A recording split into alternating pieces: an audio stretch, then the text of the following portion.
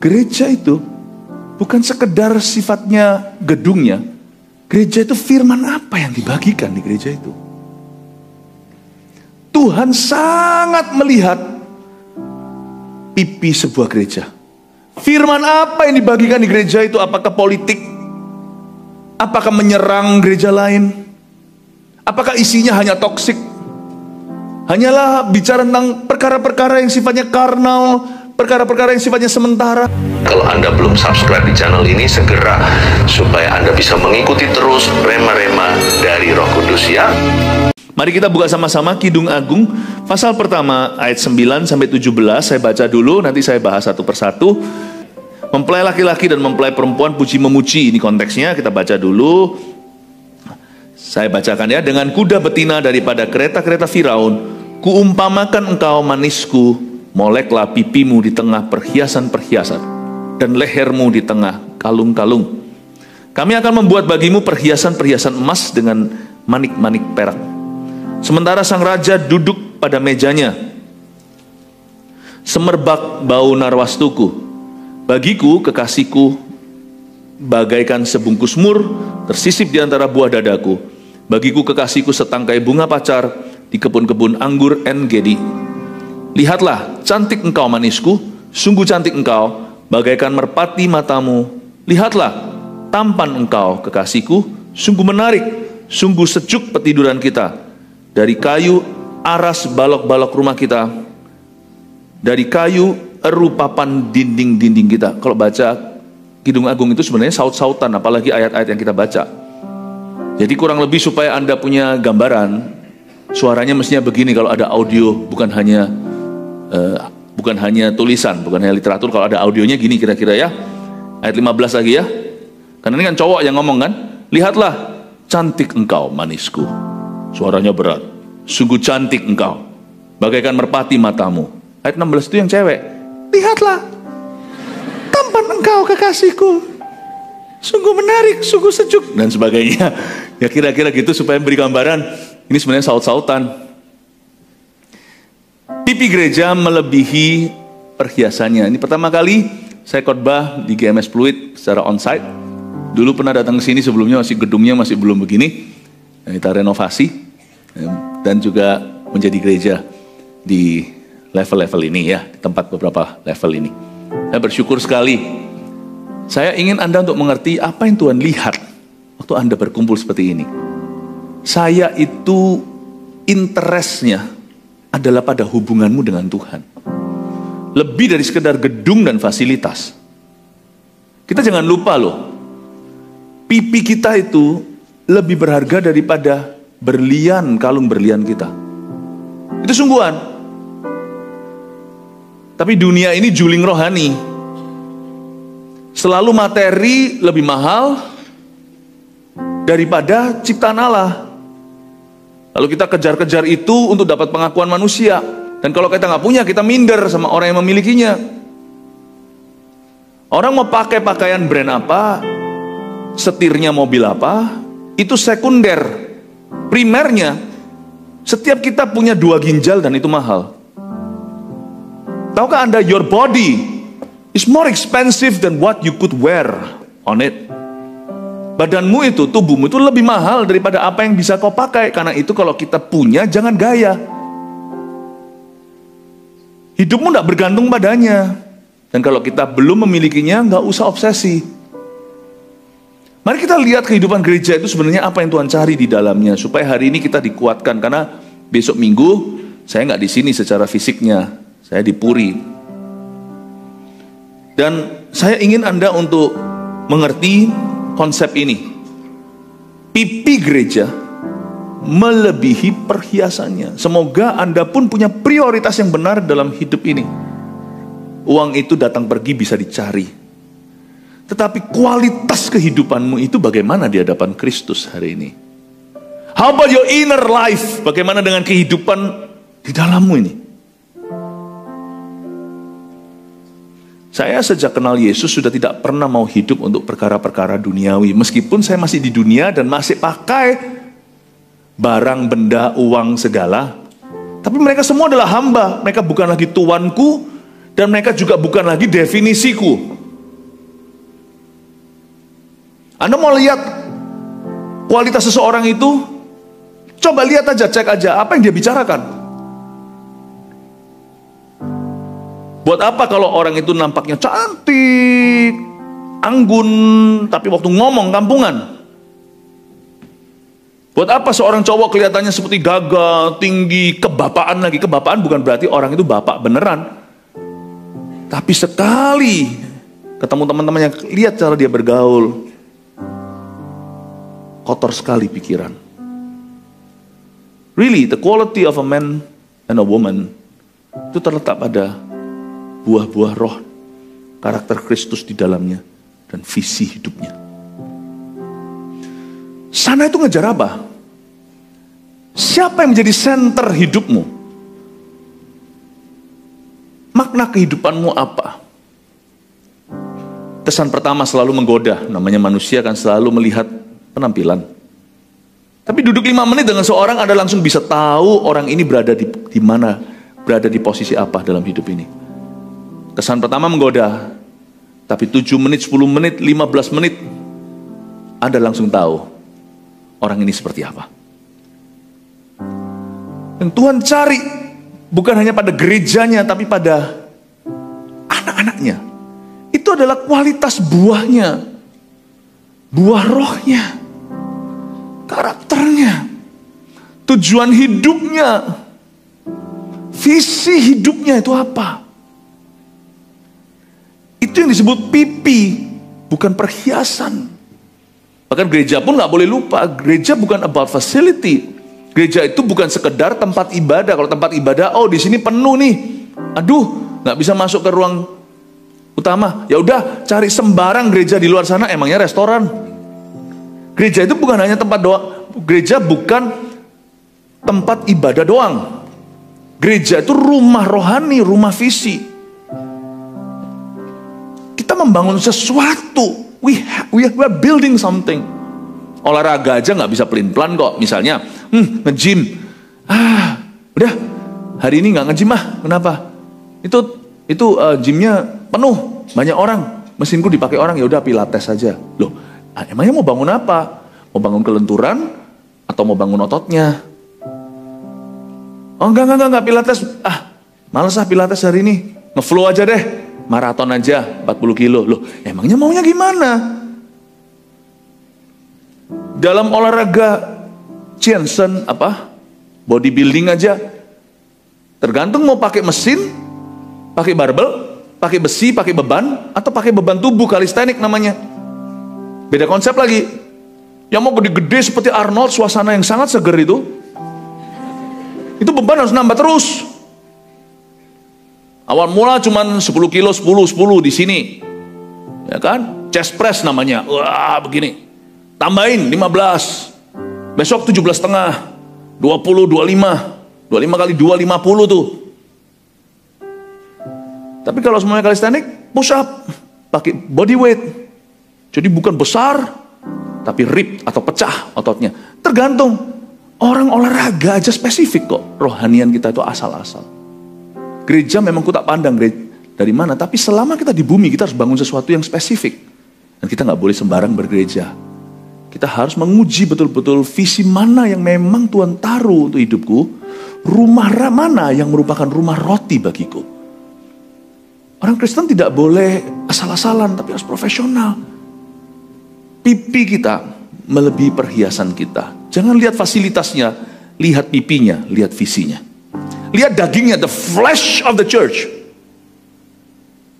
The flesh of the church, dagingnya. Dagingnya. Bukan perhiasannya, pernak-perniknya. Mari kita baca sekarang ya. Kita lihat sekarang ayat 9. Dengan kuda betina daripada kereta-kereta Firaun, kuumpamakan kau manisku.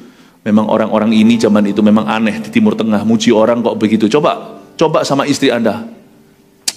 Mama, kamu seperti kuda betina. Lempar tomat ya. Jangan ditiru, makanya itu firman-firman ini harus diartikan dengan dalam konteks hubungan kita dengan Tuhan. Kalau enggak tuh aneh, karena konteks culture atau kebudayaannya beda. Ya. Dengan kuda betina daripada kereta-kereta Firaun, kuumpamakan engkau manisku.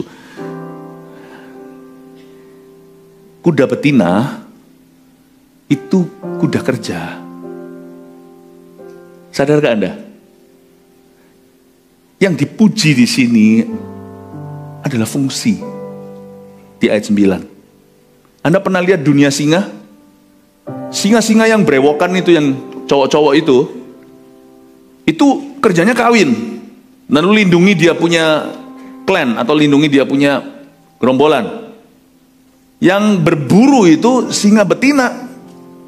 Kalau disebut dengan kuda betina daripada kereta-kereta Firaun, berarti mereka lah yang tarik kereta-kereta. Tahukah bahwa sang mempelai pria senang wanita yang kerja? Tahukah di sini mempelai juga bicara tentang Kristus? Dia suka sekali lihat orang Kristen yang kerja. Bukan hanya kerja sehari-hari, profesi, itu iya. Paulus berkata, kamu tidak bekerja, nggak usah makan. Jangan percaya kerohanian yang sifatnya malas. Itu kerohanian palsu kalau ada orang Kristen yang nggak mau bekerja. Hanya berkanjang pada penglihatan-penglihatan dan janji-janji Tuhan. Tuhan janji kok, tahun berkat internasional kok. Lalu dia nganggur tiap hari, padahal sudah ada tawaran pekerjaan, tapi bagi dia salary-nya kurang handsome. Ya, lalu habis itu pekerjaannya dia nggak suka. Dia maunya pekerjaan job yang ideal atau dream job lah kata dalam bahasa Inggrisnya. Dan dia mau gajinya itu yang setinggi langit. Kalau orang kayak begitu, salah tafsir firman. Firman itu suruh kita pegang janji, tapi setia dulu dalam perkara kecil, baru ditambah nanti. Tuhan tuh senang orang Kristen yang produktif. Yang apa? Produktif. Tuhan senang kita itu hidupnya itu berusaha. Kuda betina dari kereta Firaun. Dan Tuhan juga suka melihat jemaat yang usher, yang di multimedia, yang volunteer, yang full timer udah gak bisa lagi. Udah diperes semua keluar airnya. Udah full heart, full life lagi. Harus dibantu. Tuhan suka melihat jemaat itu bekerja di ladangnya, bukan hanya di profesi masing-masing, itu iya, anggaplah pekerjaanmu adalah pelayananmu, tapi juga bekerja sama di ladang misi, yaitu gereja tiap minggu. Anda harus involve in ministry. Tuhan gak suka orang Kristen nganggur, tapi anehnya hari ini kurang disuarakan. Gereja-gereja puas sampai pada titik jemaatnya datang.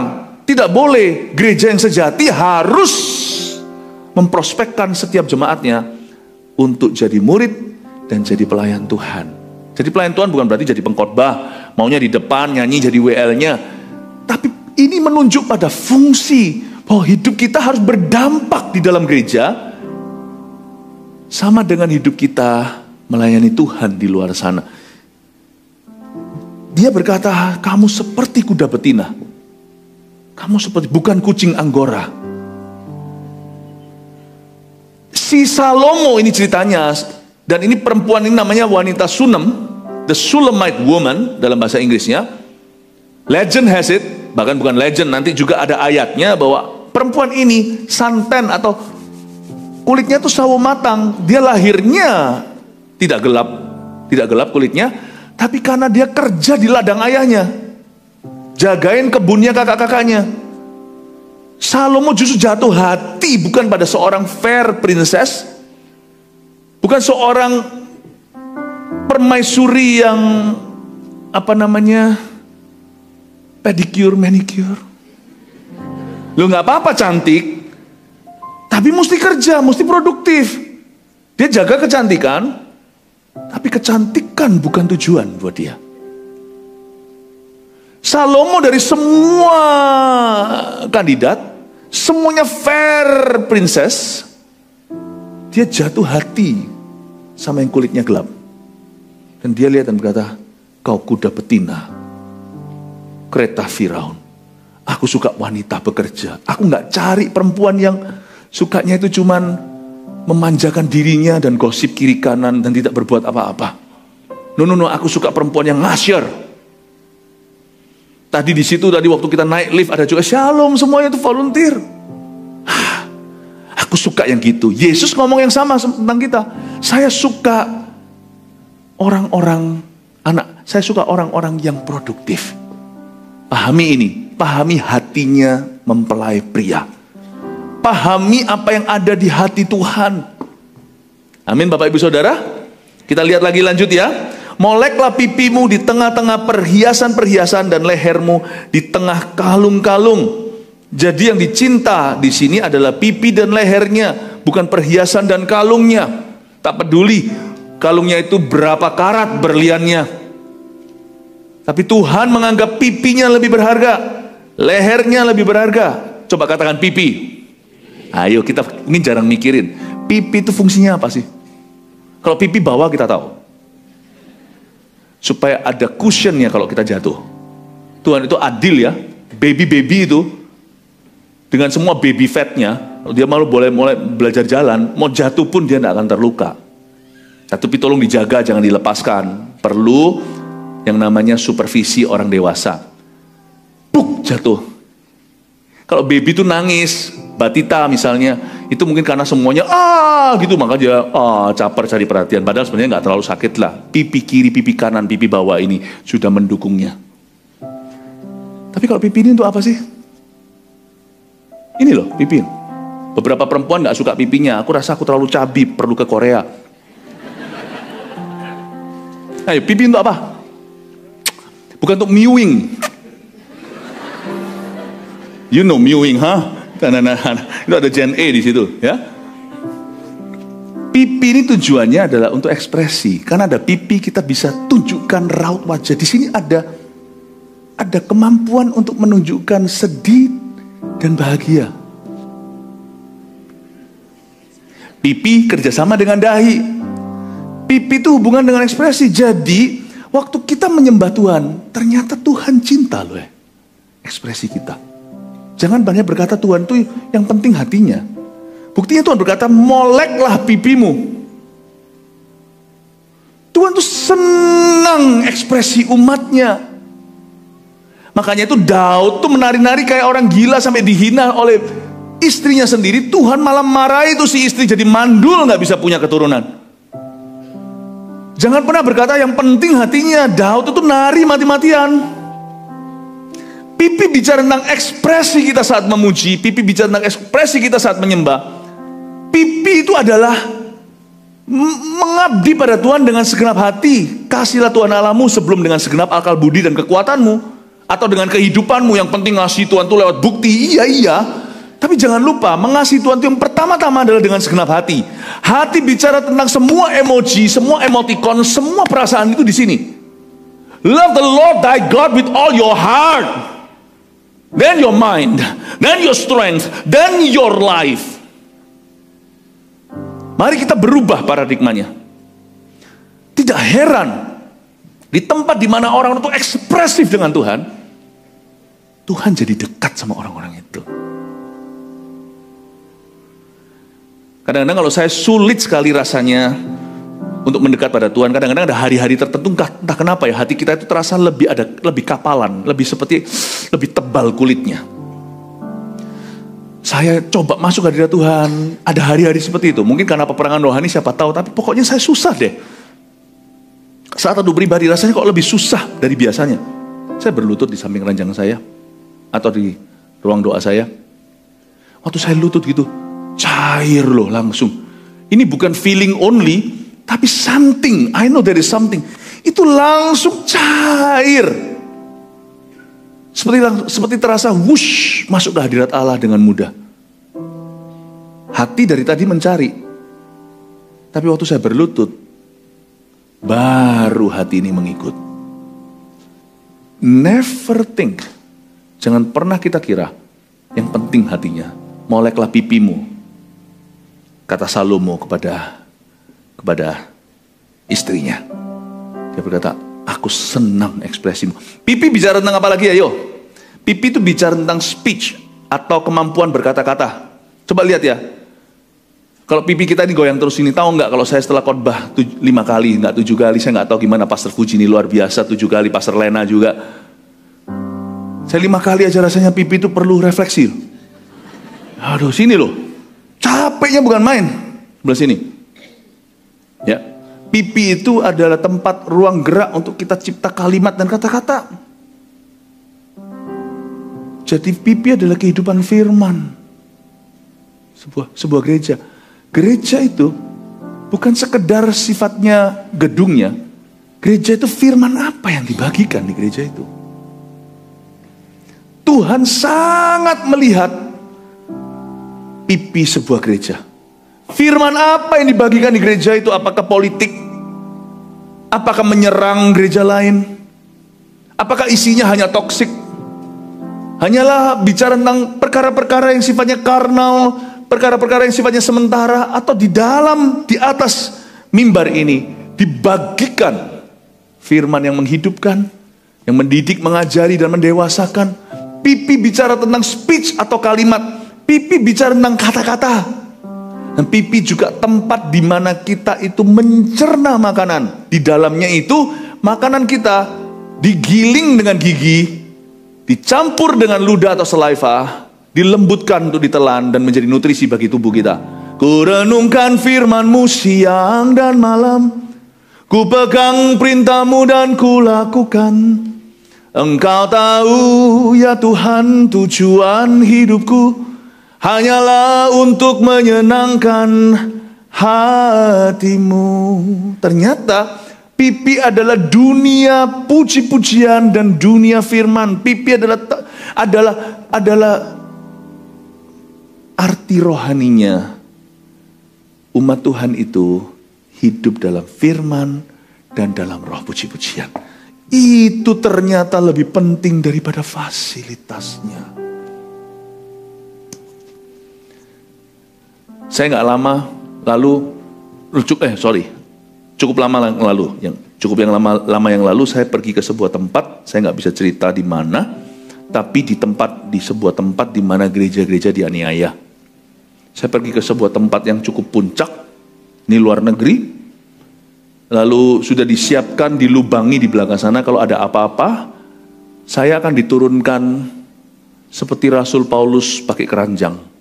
Untuk saya cepat pergi, supaya jangan sampai mereka semua juga kena masalah. Luar biasa. Mereka memuji Tuhan itu nggak ada musiknya penuh. Itu 3.000 yang kumpul. Satu kota hanya boleh utus 2 orang, suami istri atau bukan. Coba bayangkan 3.000, itu berarti 1.500 kota terwakili. Saya hitung semuanya itu mewakili kurang lebih 9-10 juta orang Kristen di negara itu. Itu hanya leadernya saja yang kumpul ketemu sama saya. Itu dahsyatnya, tempatnya benar-benar ke bukit doa. Tempat di mana, dan waktu itu yang motong-motong sayur untuk kasih makan siang, itu semua adalah orang-orang yang sudah manula. Sambil memuji-muji Tuhan, sambil motong-motong sayur, saya mikir itu gimana ya, ciprat nggak ya? Tapi mereka memuji-muji Tuhan. Saya jadi ingat bobo saya yang sudah meninggal. Saya ingat saya punya nenek. Itu juga suka masak. Saya lihat itu, saya ingat nenek saya. Saya berkata, Tuhan, terima kasih, ini kakek nenek semua masakan untuk kami. Setiap hari itu 3.000 orang makan. Makannya itu nggak main-main, udah di mangkuk besar, sumpit masuk semua ke tengah. Hepatitis segala saya tidak tahu itu gimana. Tapi Tuhan berkata, kalau kamu pergi dalam misi, racun ular pun tidak akan mematikan. Itu ayat jangan kau pakai di luar misi. Itu namanya mencobai. Oh, racun ular. Jangan. Itu kalau kita lagi pergi misi itu dalam perlindungan, bukan untuk sok-sokan. Nggak pernah kena sakit, itu sungguh-sungguh semua sumpit. 1, 2, 3, ya. Tuhan, terima kasih Tuhan. Rasa hepatitis B ini enak sekali. Anda lihat kalau mereka memuji, merinding, ujung ke ujung muji Tuhan. Oh. Saya merinding. Mereka dengerin firman, 1 hari 5 sesi kali 3 hari. 5 sesi kali 3 hari. Coba hitung, setelah selesai 5 sesi mereka masih gak pulang. Di luar sana di halaman-halaman masih berdoa per CG-CG mereka. Bukan CG karena ini hamba-hamba Tuhan.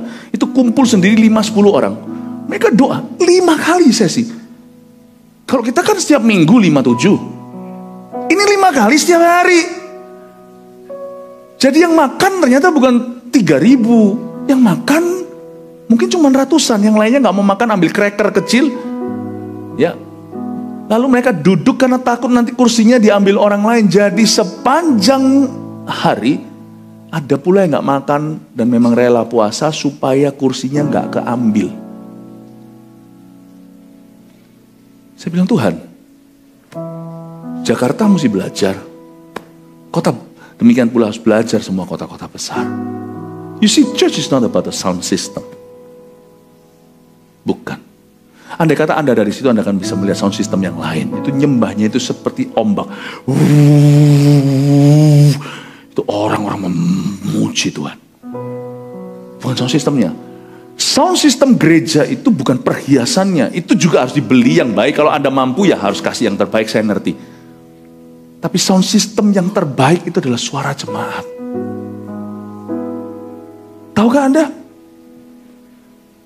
Pipimu lebih berharga dari perhiasanmu. Any sound system yang kita bisa beli, yang top of the line, yang harganya puluhan M, itu masih kalah pamornya di hadirat Allah dibanding dengan suara jemaatnya. Buat apa sound system yang menggelegar, tapi jemaatnya hanya murmur atau bisik-bisik kalau memuji. Saya ingin sekali jemaat kita di Jakarta punya mentalitas yang berbeda. Kita bukan hendak membangun gereja yang paling hebat. Tidak pernah ada semacam itu niat hati kami. Kami ingin membangun gereja yang holy. Gereja yang cinta Tuhan itu dengan sungguh-sungguh dan tulus hati. Saya percaya GMS Pluit dan semua GMS di seluruh Jakarta yang gembalakan di bawah Pastor Fuji Pastor Lena, semua punya spirit yang sama. Kasih tepuk tangan untuk Tuhan. The flesh of the church. The flesh of the church. Mari kita lihat ayat 11. Kami akan membuat bagimu perhiasan-perhiasan emas dengan manik-manik perak. Dari ayat ini kita lihat komitmen Salomo kalau membangun atau memberi pakaian kepada permaisurinya. Bukan berarti gereja harus primitif. Gereja yang saya sebut tadi itu dalam aniaya. Jikalau mereka tidak dianiaya, mereka juga harus berbenah, termasuk fasilitasnya. Jadi nggak ada yang salah. Jangan kita anti kalau gereja itu diberi Tuhan facility. Jangan. Itu juga alhasil dari kesetiaan mereka, karena mereka setia dalam perkara kecil. Tapi coba lihat ya, komitmen seorang Kristus dalam hal ini diwakili dengan Salomo. Kami akan membuat bagimu perhiasan-perhiasan emas. Dia bikin dari emas, lalu dikasih manik-manik perak. Dia nggak balik, banyakin tuh peraknya, emasnya dikit, emas putih namanya. Dia kasih itu emas 24 karat, yang terbaik untuk permaisurinya. Tadi itu gereja teraniaya, tapi kalau mereka suatu hari bebas, mereka pun harus berbenah. Gedung mereka dibagusin, kursi disediain, ada tempat overflow-nya, ada tempat untuk anak-anaknya, Eagle Kids atau Children Church-nya. Harus ada sound systemnya begini. Coba bayangin kalau nggak ada sound system, saya akan teriak-teriak. Bayangin kalau saya khotbah begini kan susah. Susahnya saya, bukan susahmu. Yang overflow nggak denger kan? Yang susah saya. Sini aja saya harus ngotot-ngotot. Yang di overflow nggak denger apa-apa. Jadi jangan pernah kita anti. Oh, gereja harus primitif. Anak-anak Tuhan harus miskin. Kenapa harus miskin kalau Anda mengelola dan Tuhan berkati? Ya, kalau orang itu dikasih kesempatan, dikasih modal sama Tuhan, lalu dia nggak bisa mengelolanya, dia selalu jatuh miskin. Jangan-jangan dia judi online terus. Kalau kita itu setia, pasti ditambah sama Tuhan. Jadi jangan anti, tapi itu bukan inti. Pada apa maksud saya? Jangan anti, tapi itu bukan inti. Anak-anak Tuhan, hamba-hamba Tuhan itu dibawa ke atas juga bisa. Kita bisa memuji Tuhan dengan gagah. Mati lampu pun masih jalan, kita masih teriak-teriak. Dibawa Tuhan ke tempat yang tinggi, ke facility, oke. Dibawa Tuhan ke tempat yang seperti itu, seperti kemarin saya dibawa ke sana, lalu pakai sumpit semuanya, ratusan orang langsung cemplung sumpitnya. Kalau memang saya dipanggil Tuhan ke misionaris ke sana, jangan minta perlakuan khusus. Hamba Tuhan, anak Tuhan kita semua ini, dibawa naik harus bisa, dibawa turun harus bisa. Karena ini bukan intisarinya. Itu spirit yang Tuhan mau dari orang-orang Kristen. Anak-anak Tuhan. Itu Kristen sejati. Tapi Tuhan tunjukkan komitmennya. Salomo itu kalau punya istri, dia pasti, Solomon will clothe his wife. Salomo pasti akan memberi pakaian terbaik untuk istrinya. Tuhan kita itu gak pelit. Dia langsung buat, aku membuat bagimu, ini permaisurinya, perhiasan-perhiasan emas. Salomo berkata, aku akan pakai bahan yang paling murni, paling mahal. Dengan manik-manik perak. Kasih yang terbaik. Kasih yang terbaik untuk Tuhan. Saya percaya gereja itu, kalau molek pipinya, perhiasannya pun Tuhan akan tambah. Tuhan pasti akan memfasilitasinya. Tapi intinya bukan di facility. Paham maksud saya Bapak Ibu Saudara? Kalau Anda sama, kalau belum kerja, belum apa, udah nuntut gajinya selangit.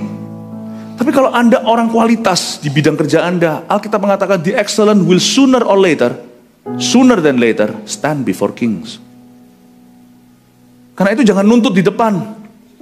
Kerja itu sungguh-sungguh. Seperti pemain tenis, jangan terus lihat ke papan angka. Smash saja tuh lawan. Tanpa Anda sadari tiba-tiba game over. Aku masih siap main. Udah Pak, udah menang. Oke, piala dikasih. Matamu tertuju pada pertandingan, bukan pada pahala. Jangan tertuju pada fasilitas. Kalau Anda mau kerja sungguh-sungguh. Nanti lihat ya, pekerjaanmu melebihi yang lainnya, kemampuanmu melebihi yang lainnya, kemahiranmu melebihi yang lainnya, keuletan, kesetiaan, ketabahanmu melebihi yang lainnya. Otomatis nilaimu akan tambah. Anda tidak perlu promo diri. Orang lain akan berebut akan dirimu. Saya punya satu prinsip. Tugasku hanya pipi, perhiasan tugas Tuhan. Promosi bukan datang dari kiri dan kanan. Promosi itu datang dari atas. Jangan promosikan dirimu. Kalau Anda sungguh-sungguh mempersiapkan diri, itu pipi tidak akan pernah sepi. Sebentar lagi Tuhan akan kasih perhiasan-perhiasan di kalung. Nah, Tuhan akan mengalungi lehermu yang cantik itu. Pasti Tuhan akan memfasilitasi hidupmu. Ngasih tepuk tangan untuk Tuhan. Waktu saya baca ini saya ngerti, oh Tuhan ternyata ini yang Tuhan cinta. Dan ayat 11 itu saya bisa rasakan kasih Yesus bagi gereja. Kami akan membuat bagimu perhiasan emas dengan manik-manik perak. Coba lihat ayat 12. Sementara sang raja duduk pada mejanya, semerbak bau narwastuku. Ini waktu baca ayat 12 ada sesuatu yang janggal. Duduk kok di meja. Duduk itu kan di kursi. Berarti ini bukan soal kursi biasa. Sementara sang raja, karena kita tahu ini adalah kitab pernikahannya Salomo dan wanita Sunem. Sementara sang raja duduk pada mejanya, berarti Salomo duduk di atas tahta. Ini bicara tentang tahta kasih karunia. Katakan tahta kasih karunia. Dari tahta kasih karunia lah Allah pasti akan membangun hidupmu. Allah pasti akan membangun hidupmu. Saya tidak pernah mencari jodoh dulu itu sebagai tujuan utama saya. Dulu waktu saya jadi hamba Tuhan, saya buang semua beasiswa. Saya punya tabungan dulu karena saya dari kecil, dari muda tidak pernah mau bergantung sama orang tua. Karena saya tahu waktu itu papa saya bukan Kristen. Sekarang menjadi anak Tuhan yang sangat-sangat cinta Tuhan. Emas kawin saya istilahnya saya simpan itu untuk nanti gak minta orang tua kasih, puji Tuhan. Ya papa mama pasti kasih, papa mama kasih yang terbaik. Cuman saya gak mau bergantung, saya simpan. Itu semua tak kasihin. Satu ke gereja di Lampung. Sebagian lagi saya beliin sound system untuk sekarang yang jadi sound system yang sangat-sangat simple. Karena gereja waktu itu anak-anak muda saja. Zaman saya belum kawin. Tempat itu hari ini menjadi GMS Salatiga. Saya kasih semua duit saya. Saya tahu kok. Saya tahu Tuhan akan pelihara hambanya. Dan dari tahta kasih karunia itu, selalu Tuhan itu tidak pernah berutang sama siapa-siapa. Saya memulai pelayanan saya buka rahasia sama Anda. Semua uang saya yang ada pada saya, mas kawin saya kasih semuanya untuk misi. Saya tidak mau kalah dengan wanita Narwastu, sebab semerbak bau Narwastuku. Saya mau pecahkan yang mahal. Bahasa Inggrisnya, I will not give that which cost me nothing. Saya bilang, saya mau jadi pendeta Tuhan. Saya jadi pendeta bukan karena saya nggak bisa sekolah, bukan saya dari keluarga tidak punya. Saya mau jadi pendeta bukan supaya saya bisa jalan-jalan ke luar negeri. Saya ini pulang dari luar negeri ke Indonesia tahun Mei 1998, saya pulangnya. Dari umur 6 itu saya sudah di Taiwan, sudah di luar negeri. SD saya di Singapura. SD di Taiwan sama Indonesia, SMP saya di Singapura, SMA saya di Kanada. Saya jadi pendeta itu costly to me. Narwastuku pecah. Pecahin. Tadi kan saya bilang uang saya kasih semua ke sebuah gereja di Lampung. Waktu itu belum ada GMS Lampung, itu zaman dulu belum ada GMS kemana-mana. Sebuah gereja saya kasih. Itu saya mimpi, dalam mimpi saya melihat saldo saya sampai sen terakhirnya. Nah saya tahulah maksud Tuhan. Nah, saya lihat itu, saya kasih uangnya ke seorang hamba Tuhan yang Tuhan tunjukkan dalam mimpi saya. Saya kasihkan ke gerejanya. Itu tahun 98. Saya kasihkan. Jadi narwastu, semerbak bau narwastu. Tetapi saya tahu bahwa sang raja duduk pada mejanya. Orang itu yang kasih narwastu sama Tuhan. Tuhan itu duduk pada mejanya untuk memandang orang itu. Tata kasih karunia. Saya nggak pernah berutang sama siapa-siapa. Hari ini saya mengerti kalau Tuhan memanggil seseorang, Tuhan memelihara dia. Jangan jadi pendeta karena Anda mau jalan-jalan. Jangan jadi pendeta mentalitas amplopan. Jangan jadi pendeta karena mau kaya. Mau jadi pendeta, uji dulu. Berikan kekayaanmu untuk misi. Saya tidak mau jadi pendeta karena saya tidak bisa sekolah. Beasiswa kiri kanan saya bisa. Saya bilang sama Tuhan, if I become your servant, bukan karena saya tidak bisa masuk ke universitas mana, tapi karena saya buang, I will not give that which cost me nothing. Bapak ibu saudara, saya ingin Anda untuk mengerti sesuatu bahwa memberikan pipi kananmu, pipi kirimu ketika pipi kananmu ditampar, itu bukan hanya membalas kebaikan pada orang yang melakukan kejahatan. Tapi kalau kita mau mengabdi pada Tuhan, kasih pipi kiri kananmu, kasih narwastumu. Bukan berarti jual seluruh hartamu, ya enggak. Tidak. Bukan berarti berikan semua waktumu, Anda tetap harus kerja. Memberikan narwastu itu artinya memberi yang terbaik untuk Tuhan. Jangan pernah murahan jadi orang Kristen, jadi anak Tuhan. Saya ikut Tuhan bukan supaya saya kaya. Saya ikut Tuhan bukan supaya saya dapat ini itu. Oh, belum selesai tadi. Waktu saya jadi pendeta, mau jadi pendeta, saya pikir siapa mau kawin sama saya? Zaman itu kan, saya nggak punya patron. Saya di Kanada, segelintir orang-orang Indonesia. Mereka tahu saya jadi pendeta. Semua cewek-cewek lari. Karena perawatan tidak cukup katanya. Saya bilang sama Tuhan, aku siap jomblo seumur hidup. Aku bahkan siap martir, mati untuk Tuhan. Tahun 92 ketika Tuhan panggil saya, lepaskan semuanya, beasiswa saya tolak semuanya. Saya bilang sama Tuhan Yesus, I am ready to die a martyr. Tuhan kayaknya ketawa. Philip, si bodoh ini terlalu berapi-api tanpa kebijaksanaan. Tuhan kasih saya jodoh. Tata kasih karunia itu tidak akan pernah membiarkanmu sendiri. Apa yang kau butuhkan pasti diisi. Apa yang kau perlukan, bahkan apa yang kau inginkan, Tuhan perhatikan. Kok bisa-bisanya pulang dari Kanada, tas teman saya itu overweight, saya bawain dulu. Dia tuh pulangnya ke kota lain, saya ke Surabaya. Datanglah temannya untuk ambil koper itu. Dan temannya bilang, kamu ke gereja mana? Saya dulu belum anak Tuhan, belum lahir baru. Saya baru di jamaah Tuhan itu di Kanada. Dia bilang, oke, kalau gitu kamu pergi ke gereja A. Hah? Gereja A? Dia ngasih infonya salah lagi. Dia ngasih infonya kebaktian mulai jam 6 pagi. Pagi banget dia di sini. Padahal mulainya 6:30, itu orang kerjain aku. Enggak sih, dia nggak sengaja. Datanglah saya, ding jam 6. Duduk di sana, ternyata pengerjanya semua masih berlutut di depan situ, zaman gereja-gereja kuno gitu. Berlutut nyembah Tuhan. Bukan check sound nggak terlalu prioritas, tapi lebih ke doanya. Gereja-gereja zaman dulu kan. Saya duduk di sana, liao. Lihatin, tiba-tiba ding ding ding ding ding dari ujung ada satu perempuan bawa Alkitab. Kepagian datang, saya bilang itu juga orang ketipu itu. Bawa Alkitab, saya masih ingat dia pakai long dress. Ya, terus begini datang, duduk, menundukkan kepala dan doa. Di ujung, saya di ujung sini, dia di ujung sono sekali. Saya dengar suara Tuhan, itu istrimu nanti.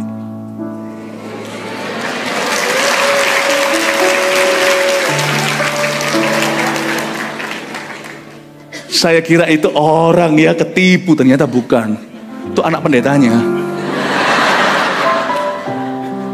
Namanya Irene Safira, mamanya Jeremy.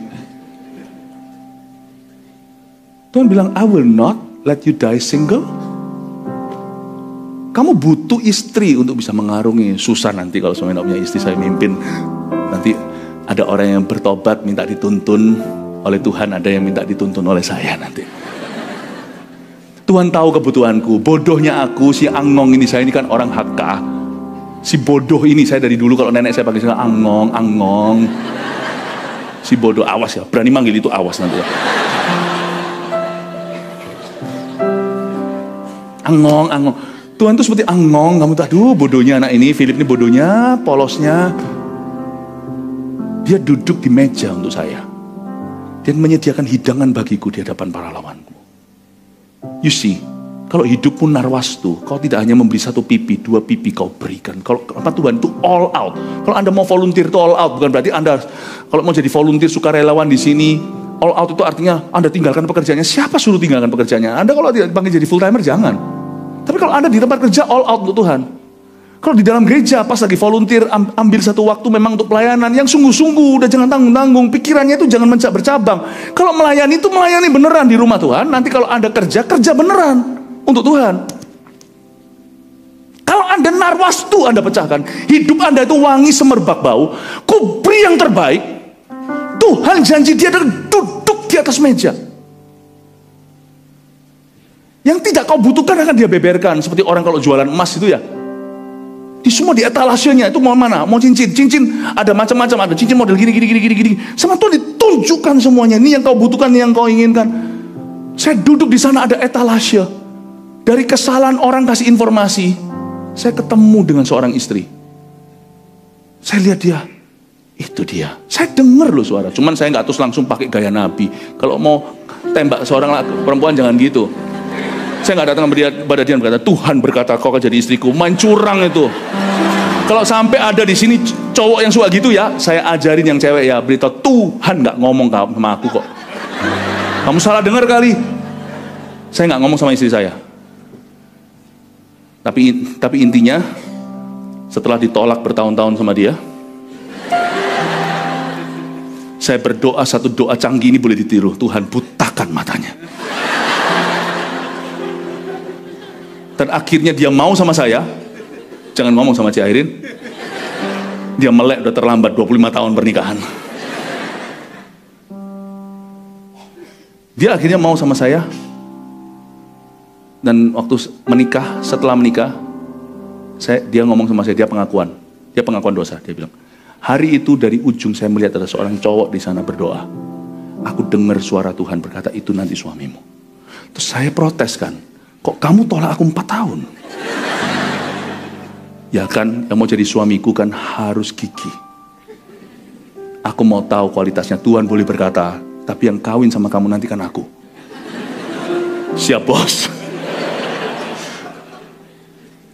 Narwastu, katakan narwastu. Now you know right, hamba-hamba Tuhan di GMS ini gimana kita itu jadi seorang hamba Tuhan. Pastor Fuji, Pastor Lena, kami tidak butuh pelayanan. Pastor Fuji, Pastor Lena itu meninggalkan kenyamanan. Pergi ke Manado, rintis sana, pergi ke Malaysia, rintis lagi, tarik lagi ke Jakarta lewat ini itu. We could easily do business seperti Anda. But God has called us to take care of you. Jangan buat hidup kami sia-sia. Jangan sia-siakan waktu kami. Bertumbuhlah. Dan saya tidak main-main. Di gereja ini, gereja kita, mau perhiasannya ada yang kalungnya seperti apa, yang peluit begini, yang di CP seperti apa. Nanti kalau suatu hari Tuhan berkenan, aku akan bikinkan katanya perhiasan-perhiasan dari emas murni dengan manik-maniknya dari perak. Itu urusan Tuhan. Tugas kita hanya pipi. Pipi ku berikan padamu. I love you. Udah itu aja. Tugas kita hanya itu. Carilah dahulu kerajaan sorga dan maka segala sesuatu akan ditambahkan kepadamu. Itu aja. So you know hari ini kalau Anda datang ke gereja ini, tujuan utama Anda adalah untuk bertumbuh. Saya nggak bisa selesaikan semua ini kayaknya ini, padahal beberapa ayat ini mestinya gampang, tapi Tuhan punya rencana lain. Saya tekan penekanan saya hari ini. Kita lihat aja langsung ke, ya cepet aja deh. Gak apa-apa, saya dengar di luar macet banget, percuma Anda mau pulang. 13, bagiku kekasihku bagaikan sebungkus mur, tersisip di antara buah dadaku. Ini yang cewek yang bicara. Kalau sama Yesus itu harus kau taruh dia di dadamu. Taruh dia di dadamu. Sama Tuhan itu harus cintanya itu segenap hati. Cinta itu kayak gini, sama ministry yang Anda jalankan, cinta dengan segenap hati. Sama pekerjaan Tuhan berikan sekalipun itu bukan ideal, cintai dulu. Kalau Anda tidak mengerjakan sesuatu yang Anda suka, sukai dulu pekerjaanmu. If you don't love what you do, then love. If you don't do what you love, you can always begin loving what you do. Cintai. Apapun itu narwas itu dari dada sini. Makanya ketika si wanita narwas itu ditegur sama murid-muridnya, Tuhan berkata, lu jangan gitu. Lu orang jangan gitu. Orang ini melakukan kebaikan. Kalian semua itu loh. Aku datang aja gak ada yang basuh kaki. Dia basuh kaki pakai narwastu dan dengan air matanya. Dan menyekanya dengan rambutnya. Sampai kapanpun Injil diberitakan, orang ini akan dilupakan perbuatan kasihnya. Tuhan bilang kalau sama Tuhan itu ya Bapak Ibu Saudara, harus dada sini loh. Jangan jadi Kristen KTP. Dada sini loh. Coba lihat lagi sekarang ayat 15. Lihatlah cantikku, engkau manisku, sungguh cantik engkau. Bagaikan merpati matamu. Ini Tuhan. Tuhan melihat kamu cantik sekali, manisku, kamu cantik. Tuhan tidak memuji perhiasannya. Semua gedung yang kita bangun untuk gereja itu fungsional. Berapa puluh tahun kemudian pasti usang, pasti perlu renovasi. Tapi pipi tidak boleh. Tidak boleh renovasi. Pipi harus dijaga kemerahannya. Kasih mula-mula, jangan kehilangan itu. Lihatlah cantik engkau manisku. Yang dipuji bukan perhiasan, yang dipuji adalah the bride atau mempelainya. Coba lihat ayat 16, sapaan daripada sang wanita yaitu kita. Lihatlah tampan engkau kekasihku, sungguh menarik, sungguh sejuk petiduran kita. Coba kalau Anda lihat sungguh menarik di sana itu garis bawah, ditolong garis bawahi. Kita sama Tuhan tuh takut atau tertarik? Saya takut juga, tapi saya lebih tertarik. Saya sama Tuhan tuh demen, suka. Nggak perlu disuruh-suruh harus doa, nggak perlu. Malah justru saya menunggu-nunggu setiap pagi untuk mempersiapkan persembahan saya untuk Tuhan. Kita itu sama Tuhan tuh kita sama Tuhan tuh demen nggak? Janganlah boro-boro bilang, nggak usah terlalu jauh lah bilang tentang kasih. Kasih itu terlalu tinggi. Do you like him? Do you like him? Anak kecil waktu kecil ya sukanya sama demennya sama papa mamanya. Tapi sekali dia nanti sudah mulai remaja, wah senengnya sama teman-temannya. Loh, kalau dia senang sama teman-temannya, anak Anda yang remaja itu lebih suka pergi sama teman-temannya daripada sama Anda. Itu bukan berarti dia nggak cinta Anda loh. Jangan salah paham, jangan patah dulu hati. Dia tetap mengasihimu, cuma dia lebih demen sama teman-temannya. Nah, orang Kristen juga banyak gitu. Awal-awal sama Tuhan tuh demen, tapi setelah dia mulai dewasa, mulai lama sebagai orang Kristen, dia lebih demen melakukan hal-hal lain dan bukan bersekutu dengan Tuhan. Dia masih mengasihi Tuhan. He still loves God, but doesn't like him that much. Paham maksud saya? Ke gereja itu harus menjadi bahasa, nggak tahu ini kata ini betul nggak? Harus menjadi kedemenan. Harus menjadi kesukaan. Apakah baca Alkitab masih kesukaan bagimu? Atau keharusan? Ke gereja itu kesukaan atau keharusan? Kalau makan itu keharusan, bukan kesukaan, berarti Anda mulai sakit. Sakit mah. Meskipun kalau Anda tidak makan, Anda cepat lambat harus makan supaya hidup. Tapi makan itu adalah kesukaan. Anda makan firman itu kesukaan? Doa kesukaan enggak? Pelayanan itu kesukaan atau enggak? Dia berkata, Tuhan, aku demen sama you. Kau sungguh menarik bagi aku. Terakhir, dari kayu aras balok-balok rumah kita. Ini yang ngomong yang cewek ya, bukan yang cowok. Coba baca. Dari kayu aras balok-balok rumah kita. Dari kayu eru papan dinding-dinding kita. Wih, ini yang ngomong gini bukan yang laki-laki, yang perempuan. Ayo bangun rumah yuk Tuhan. Saya bisa bayangkan sepasang sejoli mau menikah nih. Mereka nggak hanya mempersiapkan hari H pernikahannya, tapi mereka mulai bangun rumah sama-sama. Apalagi yang bisa bangun rumah sendiri, rumah idamannya. Wah, biasanya ya, nanti lihat ya, yang sibuk itu yang perempuan. Aku mau yang begini, gini. Wah, perempuannya kayak gitu. Kalau soalnya kalau yang lakinya yang disuruh sibuk, apalagi kalau dia sudah punya kesibukan, biasanya nanti dia akan settle for kontraan. Asal-asalan. Itu cewek pasti ya. Kalau you see a house when it has the woman touches. You see it, sofanya, gininya, lihat. Kalau biasanya laki-laki kurang konsep. Jemuran sama makanan bisa jadi satu. Yang penting fungsional. Perempuan tuh lebih gimana? Ini secara stereotipnya. Lihat ya, yang perempuan punya angan-angan untuk membangun rumah bersama. Let's build a home for us. Dan ini tidak ditolak loh, ini jadi ayat loh. Ayat terakhir di pasal 1. Itu angan-angan GMS untuk membangun 1000 gereja lokal. Untuk pangeran kita. Amin. Dari kayu aras balok-balok rumah kita, we shall build you 1,000 strong local churches before you come back with 1 million disciples. Bapak Ibu Saudara, come and build this vision with us. Tapi mungkin kita akan bangun yang terbaik. Puji Tuhan GMS Fluid sudah ada rumah nih. Sabar-sabar ya, konstruksi masih jalan. Nanti akan ada area-area yang belum selesai tadi, yang green room-nya dan sebagainya. Nanti juga ibadah akan ditambah. Setelah ini ibadah berapa kali? 9. Kalau 9 kali susah tinggi loh. 4 kali. Dan 4 kali ya. Nanti AOG-nya akan dipindah di hari 1. You see, membangun rumah Tuhan itu bisa pakai kayu. Pasti juga, kita sekarang pakai kayu, triplek, semuanya. Kita akan bangun. Tahukah tahun lalu, GMS menyeluruh, bangun kurang lebih 50 proyek dalam 1 tahun. Saya belum mendengar gereja lakukan itu. 45 to 50 projects, tahun ini lebih banyak lagi. Itu termasuk tanah dari nol dibangun, termasuk merenovasi, termasuk yang beli mapan puji Tuhan. Akhirnya gereja kita di mana? Di Manado ada tempat sendiri, di mana ada tempat sendiri. Termasuk yang ngontrak, termasuk yang sewa. Saya malah justru ngomong sama teman-teman yang di pusatnya, yaitu di GMS Surabaya Barat, rooftop itu, sebagus-bagus itu saya bilang, anak-anak dapat rumah dulu. Papa mamanya ngontrak gak apa-apa. Tapi teman-teman gak mau kalah, ngontrak tapi keren. Yang pernah ke rooftop, GMS rooftop, angkat tangan. Belum pernah ya, belum pernah ke sorga. Ngontrak tapi keren, 20 tahun bukan tempat kita.